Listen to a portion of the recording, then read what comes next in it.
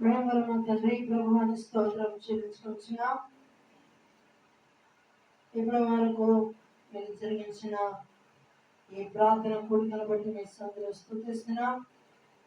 పాటల్లోనూ సాక్ష్యంలోనూ మీరు జరిగించిన దాన్ని బట్టి మీకు వందనాలు. తెరవబడిన గ్రంథములు వాయించుకున్నవి, తెరవబడిన హృదయంలో మాకు దయచేయమని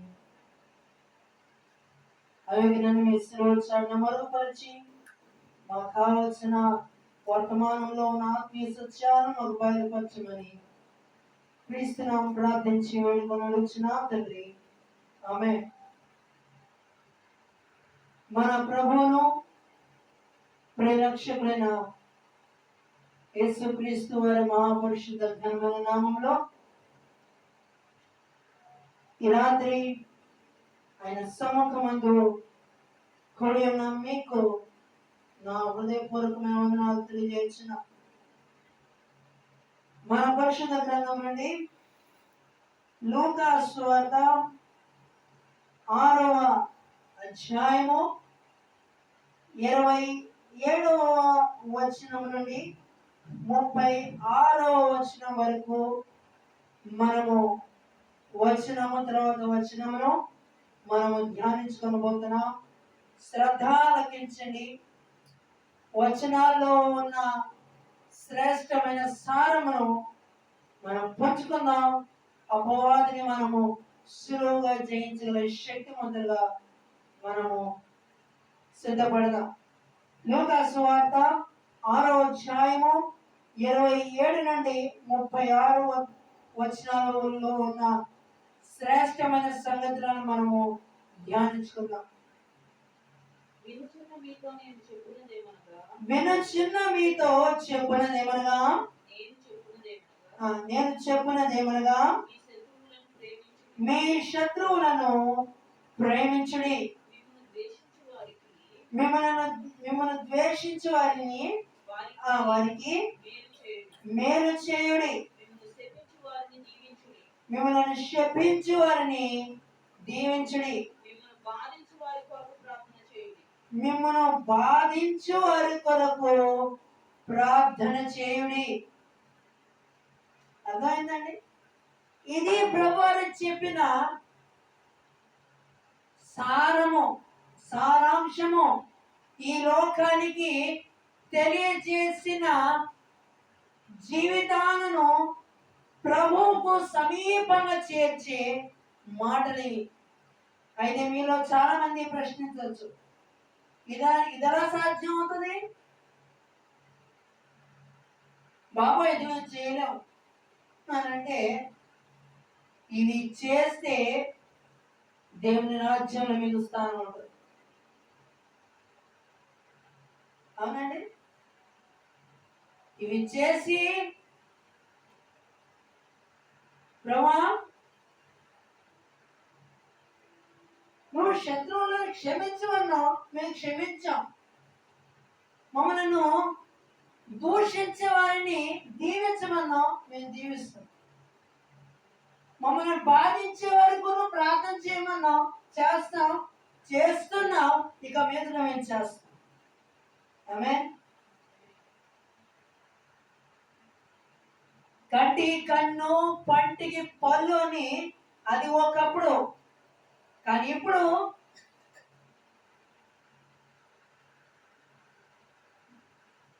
ఏంటండి? మేలు చేయడానికి చేతనైతే చెయ్యి. ప్రస్తుతంలో లోకంలో మన పెద్దవాళ్ళు ఎప్పుడు అంటూ ఉంటారు, నువ్వు చేయగలిగితే మంచి చేయి, కానీ చెడు చేయొద్దు. అవునండి? నీకు చేతనైనా మంచి చేయి, ఎదుటి వాడికి మేలు చేయి, కానీ కీడు మాత్రం పొరపాటున తలపెట్టద్దు అని అంటారు. నా ప్రియమైన సహోదరులను గమనించి, మిమ్మల్ని హింసించే వారి కొరకు ప్రార్థించి, మిమ్మల్ని దూషించే వారిని శపించే వారిని దీవించు. ఒకసారి ఇట్లాగే ఎందుకు ఈ మాట చెప్తున్నాడంటే, మిమ్మల్ని దూషించేవాన్ని దీవించండి అనే మాటకు ఒక చిన్న ఉదాహరణ మీ ముందు పెడతాను. దేవుని మహాకృపను బట్టి దేవుడు నాకు ఇచ్చిన ఈ తలంపు, ఈ ఆలోచనను ఒక యూట్యూబ్ ఛానల్ని స్టార్ట్ చేసి ఈ వాక్యాన్ని అనేక మంది అన్ని స్థలాల్లో స్ప్రెడ్ అవ్వాలి, వాక్యంలో ఉన్న శ్రేష్టమైన సారాన్ని అనేక మంది తెలుసుకోవాలి అన్న మంచి ఉద్దేశంతో ఈ యూట్యూబ్ ఛానల్ స్టార్ట్ చేసి వాక్యాన్ని ఎప్పటికప్పుడు దాన్ని అప్లోడ్ చేస్తూ స్నేహితులు తెలియజేస్తూ, అయితే దేవుని మహాకృపను బట్టి నా స్నేహితులలో ఒకడు, ఇది దేవుని మహిమార్థమే జరిగిన విషయం, ఇది కట్టుకథ కాదు. నా స్నేహితులలో ఒకడు అన్న మాట ఏంటంటే, నువ్వు పెట్టిన మెసేజ్ నేను చూస్తున్నాను, నేను వింటున్నానని వారు నా విషయమే వారు సాక్ష్యం ఇచ్చారు.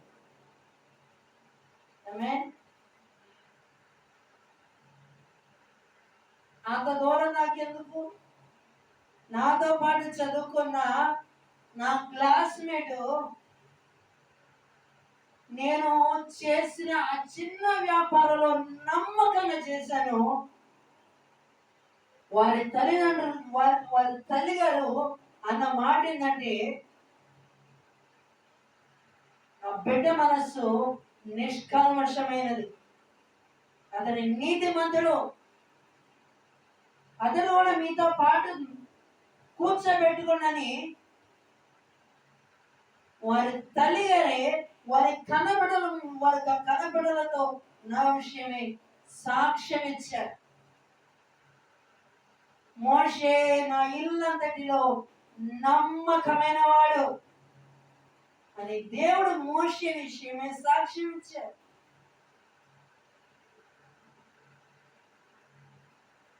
మోషే మిక్కిలి సాత్వికుడు అని మోషే మరో సందర్భంలో దేవుడు మోషేని గురించి సాక్ష్యం ఇచ్చారు. ఇలాగే ఒకసారి యూట్యూబ్ ఛానల్లో కామెంట్ సెక్షన్ చదువుతుంటే ఒక సహోదరుడు ఒక తిట్టాడు. నేను మళ్ళీ దానికి రిప్లై పెట్టాను, నీ దోషణ నాకు నూరంతల దీవెన మారను కాక. అర్థమైందండి?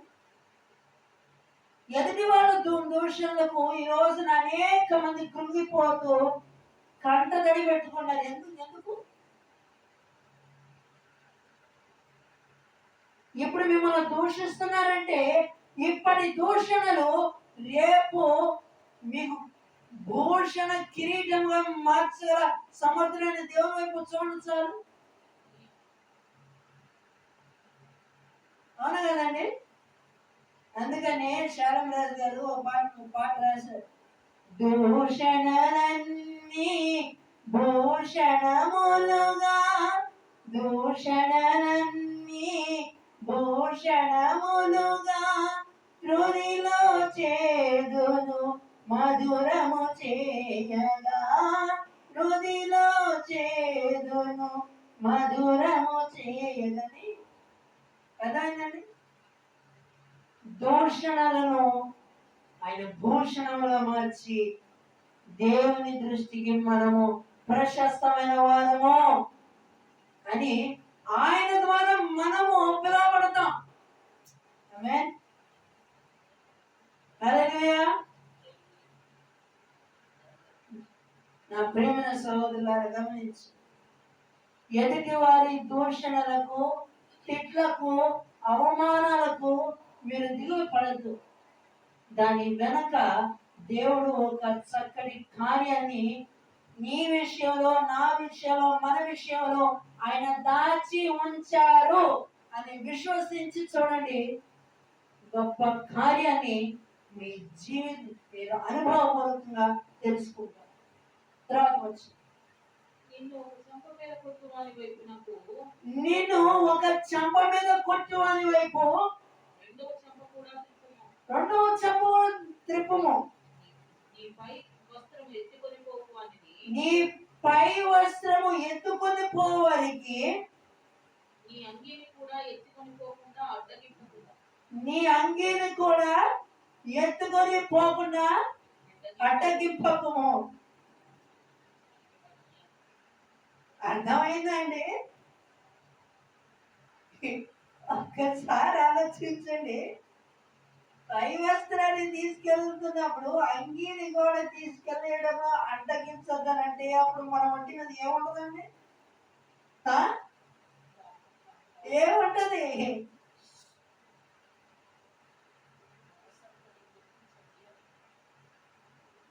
ఒకసారి గమనించండి. ఆ మాటలో ఉన్న భావము ఏంటంటే అవసరతలో ఉన్న వారికి, అంటే ఎవరైతే those who are in need, ఎవరైతే అవసరంలో ఉన్నారో నువ్వు కలిగి ఉన్నావు, అది లేని వారికి ఇచ్చేసే. నువ్వు ఎప్పుడైతే ఇచ్చే మనస్సును కలిగి ఉంటావో దానికి రెండంతలుగా దేవునికి సమృద్ధి ఇస్తాడు. అదే నువ్వు ఇవ్వకుండా బిగించి పెడితే దేవుడు నీ విషయంలో ఇచ్చే విషయం ఆయన బిగిస్తాడు. అవునంటారు కాదంటారండి?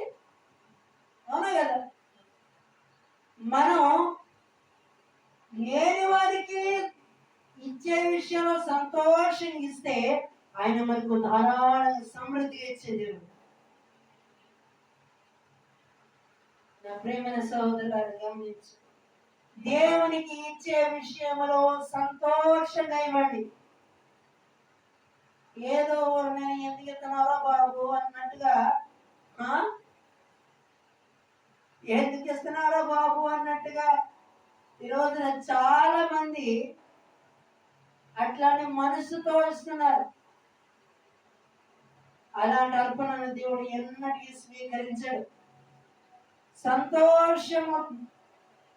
సంతోషంగా ఇచ్చేవారిని దేవుడు ఆయన దీవించే దేవుడు.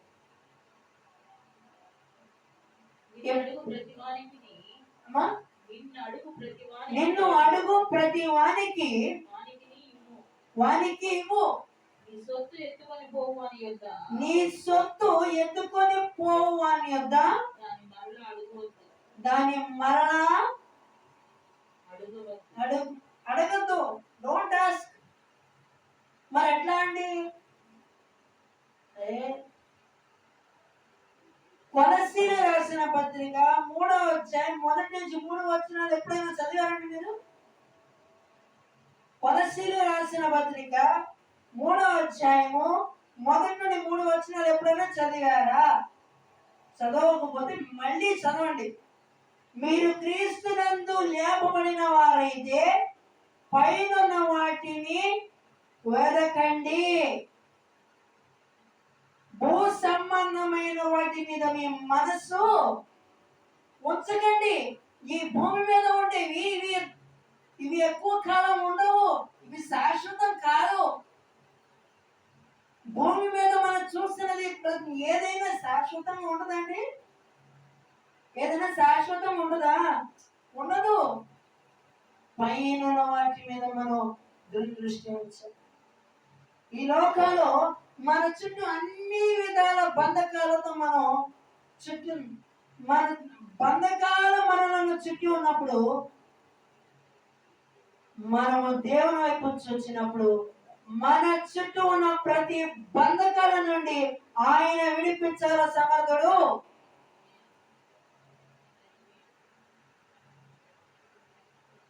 అందుకనే యెషయా గ్రంథం 61వ అధ్యాయం మనందరికి బాగా సుపరిచితమైన వాక్య భాగం.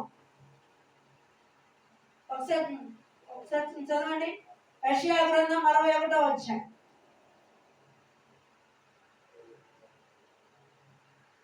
యెషయా గ్రంథం 61వ అధ్యాయం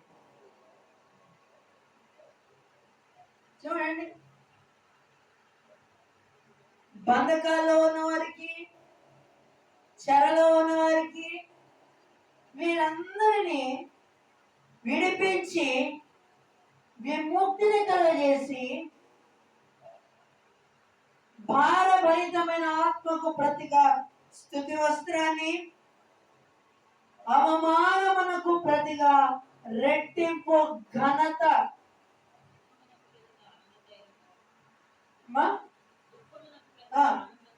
దుఃఖమునకు ప్రతిగా ఆనంద తైలమును, బూడిదకు ప్రతిగా భూదండను, సియోనులో దుఃఖించు వారికి ఉల్లాస వస్త్రమును ధరింపచేయుటకును.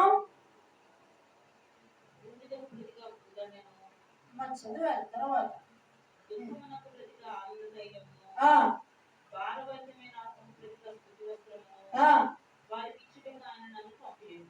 చూసారండి, సియోనులో దుఃఖించు వారికి ఉల్లాస వస్త్రాన్ని, బూడిదకు ప్రతిగా భూదండను, అవమానములకు ప్రతిగా రెట్టింపు ఘనతనిచ్చే దేవుడు ఈ రోజున మనకు ఉన్నాడు, నీకు ఉన్నాడు, నాకు ఉన్నాడు.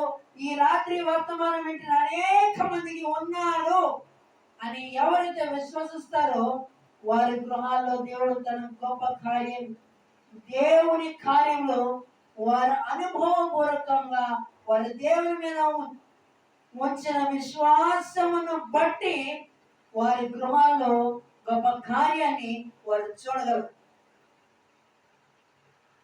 ఆమేన్. నా ప్రియమైన సహోదరులారా గమనించు, ఈ రోజున అనేకులు శ్రమలు వచ్చినాయని దేవుడు నన్ను విడిచిపెట్టేశాడు అని అనుకున్నారు. ఇది మూర్ఖత్వం. ఒకసారి ఇట్లాగే ఒక యవన ప్రాయంలో ఒక యవనస్తుడు ఇట్లాగే దేవుడు ఆ యవనస్తుని దర్శింపక మునుపు లోకానుసారంగా విచ్చలవిడిగా తిరిగి తన చేతులారా దేవుడిచ్చిన చక్కటి ఆరోగ్యాన్ని పాడు చేసుకొని ఇక దేవుడు నన్ను విడిచిపెట్టేశాడు, ఇక నా ప్రార్థన ఆలకించడు, నా సమస్య పరిష్కారం లేదు అని కృంగిపోతున్న సమయంలో గమనించండి, ఇది యథార్థంగా జరిగిన సంఘటన. అదే రోజున దేవుని ఆత్మ చేత నింపబడి వర్తమానము ఇస్తున్న దైవజనులు డానియల్ గారు వర్తమానాన్ని ఇస్తున్నప్పుడు, ఓ యవనస్తుడా, దేవుడు నిన్ను విడిచిపెట్టాలనుకున్నావా? నువ్వు దేవుని విడిచిపెట్టావు అన్నప్పుడు ఆ మాట ఆ కూటలోకి వెళుతున్న యవనస్తుల హృదయాన్ని పట్టుకుంది. ఆ మాట యవనస్తును పట్టుకుంది. కూటం అయిపోయిన తర్వాత ఒక చిన్న పిల్లడు ఎంత ఘోరము నేర్చాడో తన స్థితంతటిని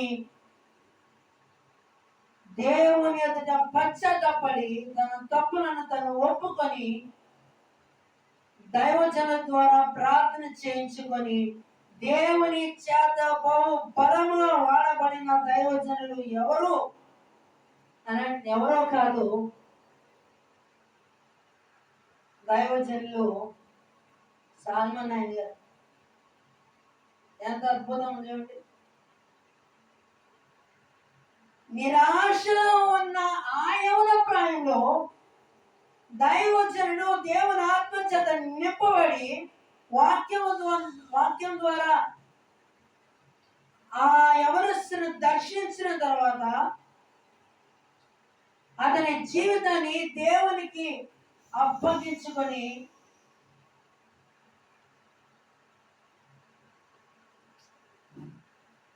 చివరికి దేవుని చేతిలో బలమైన సాధనంగా మార్చబడ్డాడు. ఎందుకు చెప్తున్నానంటే,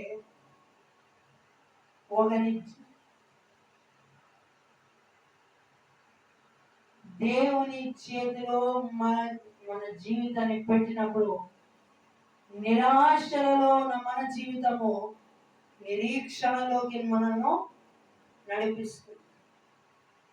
మనుషులు మీకేలాగూ చేయవలనని మీరు కోరుదురు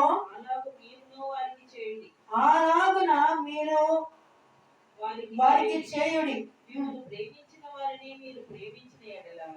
మిమ్మలను ప్రేమించు వారిని మీరు ప్రేమించిన ఎడలా మీకేమి మెప్పు కలుగును? పాపులు తమను ప్రేమించు వారిని ప్రేమించరు కదా. మీరు మేలు చేయవని మేలు చేసిన ఎడలా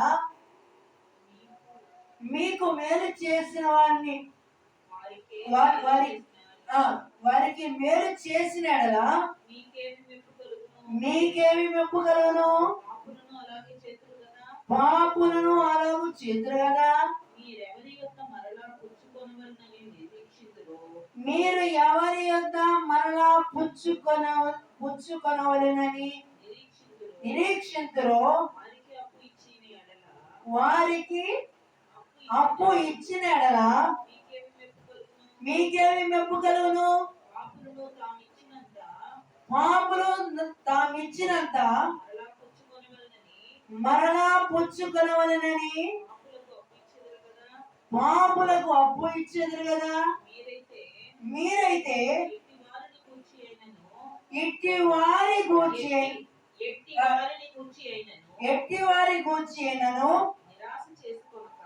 నిరాశ చేసుకొనక మీ శత్రువులను ప్రేమించుడి, మేలు చేయుడి, అప్పు ఇయ్యుడి, అప్పుడు మీ ఫలము గొప్పదయ్యుండును. ఈ రోజున మనకు శత్రువు ఎవరండి? చాలా మంది అంటారు మా ఇంటి పక్కన వాళ్ళ పెద్ద శత్రువు అని వాళ్ళ జీవితంలో వాళ్ళని క్షమించాలంటారు. ఏంటండి నీ శత్రువు ఎవరయ్యా అంటే మా పక్కింటి వాళ్ళే. అదిగో మా పక్కన ఇంటి వాళ్ళు, మా ఎదురింటి వాళ్ళు, మా వెనకింటి వాళ్ళు, వాళ్ళు వీళ్ళు వాళ్ళ జీవితాలను క్షమించిన నేను ఎవరన్నా క్షమిస్తాను. అందుకని దేవుని వాక్యం సెలవిస్తుంది, మత్తయి సువార్త 6వ అధ్యాయము 14వ వచనం, ఇది ప్రతి ఒక్కరూ తమ బ్రతికినంత కాలము తుది శ్వాస విడిచేంత వరకు ప్రతి ఒక్కరు గుర్తుంచుకోవాల్సిన మాట. మనుష్యుల అపరాధములను క్షమించిన ఎడలా మీ పరలోకపు తండ్రి మీ అపరాధములను క్షమించును. చూసారండి, మనుషుల స్థానంలో మీ పేరు పెట్టుకోండి. అర్థమైందండి? మనుషులు అనే పదాని బదులు మీ పేరు పెట్టుకున్న వాక్యం చదవండి. అయ్యో ఈ రోజున ఎంత మంది మేము ప్రార్థనకు వెళ్తున్నాం, ప్రార్థన చేస్తున్నాం, బైబిల్ చదువుతున్నాం, 1, 2, 3 సార్లు బైబిల్ చదివామని తమను తాము గొప్పలో చెప్పుకుంటున్నారు. కానీ క్షమించే విషయాలు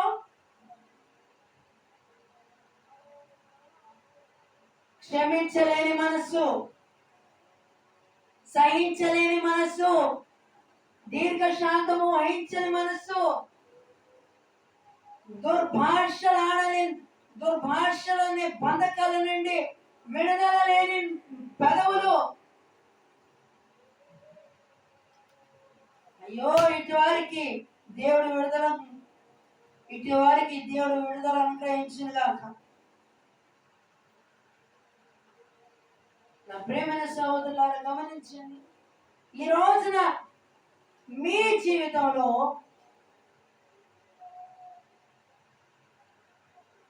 క్షమించిన అనుభవాలు ఉన్నాయా? కనిపించే నీ పొరుగుని క్షమించలేని నువ్వు దేవుడు నిన్నట్లా క్షమిస్తాడు? నీ ఇంటి పక్కన ఉన్న నీ సహోదరుని క్షమించలేని నువ్వు, లెట్ మీ టెల్ ఇట్, నీ పక్కన ఉన్న నీ సహోదరుని నువ్వు క్షమించలేని నువ్వు దేవుడి దగ్గర నుంచి నువ్వు ఎట్లా క్షమాపణ పొందుకుంటావు? నా ప్రియమైన సహోదరులారా, ఇది నా మాటలు కాదు, నా మాటలు ఏ మనుషుడు లెక్క చేయడు. ఇది దేవుని నుండి వస్తున్న మాట. ఈ దేవుని మాటకు విధేయతను కనపరిచి ఎప్పటికైనా ఒకరితో ఒకరు సమాధాన పడితే పరలోకములో ఉన్న శక్తిని మనము ఐక్యతతో భూమి మీదకి మనం దించి దేవుని మహిమ కార్యములను ఈనాటి తరంలో మనము చూడగలుగుతాం. ఆమేన్. ఎక్కడ ఐక్యత ఉంటుందో అక్కడ దేవుని ఆత్మ కార్యాలు జరుగుతాయి. భిన్నమైన అభిప్రాయములు కలిగి ఉంటే అక్కడ దేవుని ఆత్మ కార్యములు జరగవు. నా ప్రేమైన సహోదరులారా, గమనించండి. నీకు మేలు చేసేవారిని, నిన్ను ప్రేమించేవారిని ప్రేమించడంలో ఎట్లాంటి there is no result. ఈ రోజున అనేక మందికి సహనం లేని వారుగా,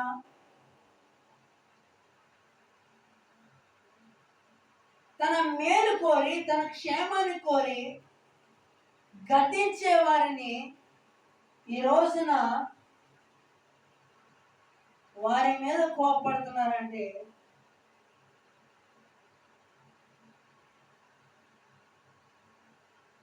ఇక ఒకసారి ఆలోచించాలి.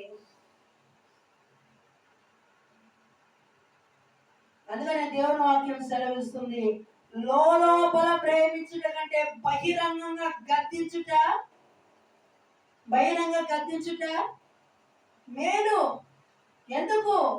అతను దారి తప్పుతున్నాడు అన్నప్పుడే గద్దిస్తే మనిషిలో రెండు స్వభావం. ఒకటి గద్దించినప్పుడు ఆ గద్దింపు విని దాన్ని పక్క ద్రోవ పడుతున్నాడు అన్నప్పుడు సేవకులు కానీ విశ్వాసులు కానీ గద్దించినప్పుడు ఆ గద్దింపునకు లోబడి ఆ పక్క దాని నుండి మళ్ళీ తిన్నని మార్గంలో దేవుడు చూపించే మార్గంలో వెళితే గద్దింపునకు లోబడిన వాడు దేవుని చేత ఆశీర్వదించబడతాడు. నా ప్రియమైన సహోదరులారా, తర్వాత వచ్చిందా, మీరైతే ఎట్టివారి గూర్చి అయినను నిరాశ చేసుకొనక ఎవరిని ప్రేమించాలంటండి? ఎవరిని? మనల్ని ప్రేమించేవారినా? మన దగ్గర మేలు పొందుకునేవారినా? ఎవరిని ప్రేమించాలండి? శత్రువులని. శత్రువులంటే మన పక్కింటి వారు, పొరుగింటి వారు, ముందోళ్ళు వెనకలు కాదు, మన కోపమే. ఈ మాట ఎంతమంది అంగీకరిస్తారండి? ఎంతమంది అంగీకరిస్తారు? అందుకని చిన్నప్పుడు పద్యాలు చదువుతూ ఉంటాం. తన కోపమే తన శత్రువు, తన శాంతమే తనకు రక్షణ. ఒకసారి సామెతలు 13వ అధ్యాయము 3వ వచనం. సామెతలు 13వ అధ్యాయము 3వ వచనం. తన నోరు కాచుకొనువాడు తను కాపాడుకొను, ఊరు కొనక మాట్లాడేవాడు అయ్యో ఊరు కొనక మాట్లాడువాడు తనకు నాశనము తెచ్చుకుంటాడంట. చూసారండి, ఈ రోజున అనేక మంది జీవితాలలో నోటి ద్వారా మాట్లాడే మాటల్లో ఏ మాత్రము పరిశుద్ధత కనబడలేదు. ఏమాత్రం పరిశుద్ధత కనబడుతుందండి? ముఖ్యంగా యవన బిడ్డలు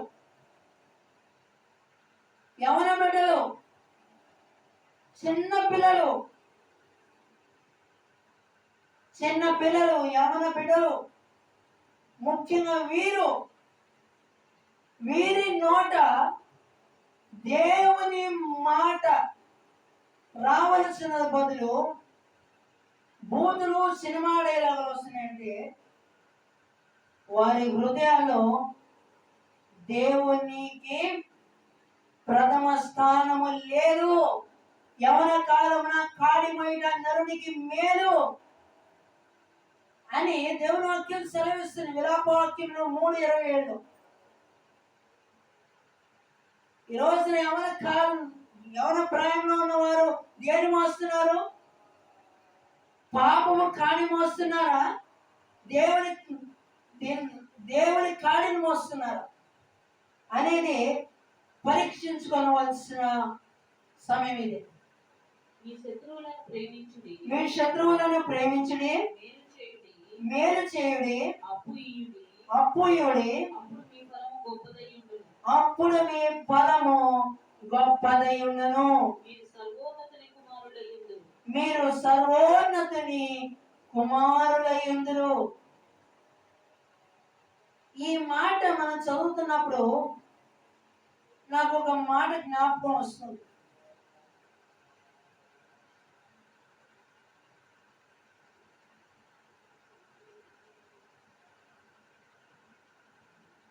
ఈ కొత్త నిబంధనలో పేతురు, యోహానులు శృంగారపు దేవాలయం నుండి వస్తున్నప్పుడు అక్కడ అనేక మందికి స్వస్థతలు చేస్తుంటే గారడి వాడైన సీమోను గుర్తుందండి? ఒక దయ్యము పట్టిన వాడు ఈ సీమోను పేతుల గురించి సాక్ష్యం ఇస్తున్నాయి. ఎవరు? మీరు సర్వోన్నతులైన దేవుని దాసులు అని. జ్ఞాపకం వచ్చిందండి? మీరు సర్వోన్నతులైన దేవుని దాసులు అని ఆ దయ్యమే సీమోను పేతురు విషయంలో సీమోను పేతురు చూసి చెప్పింది. ఎందుకు? ఆయన నామంలో దయ్యములకు స్థానం ఉండదు, చీకటి శక్తులకు స్థానం ఉండదు, అపవాది క్రియలకు స్థానం ఉండదు. ఆయన సెలవిస్తే ఎంతటి సమస్యకైనా పరిష్కారము దొరుకుతుంది. ఆమేన్. ఆయన సెలవిస్తే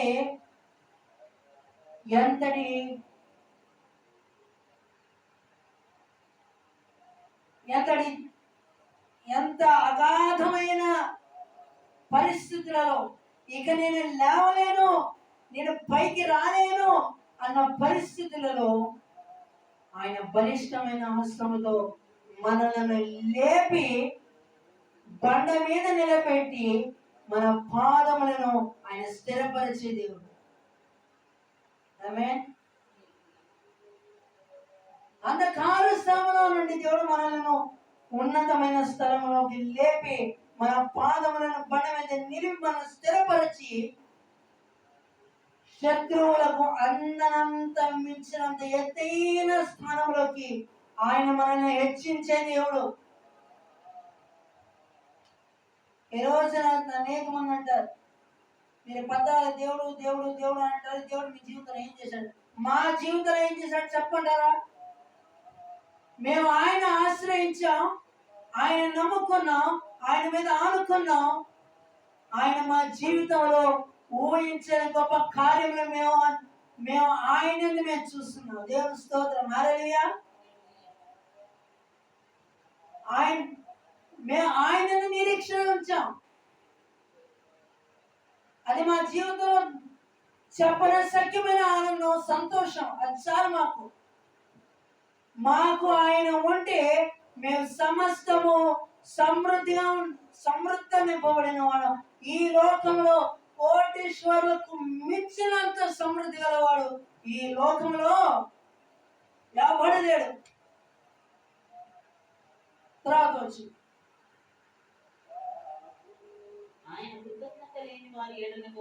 ఆయన కృతజ్ఞత లేని వారిని ఎడలను, దుష్టుల ఎడలను ఉపకారి అన్నాడు.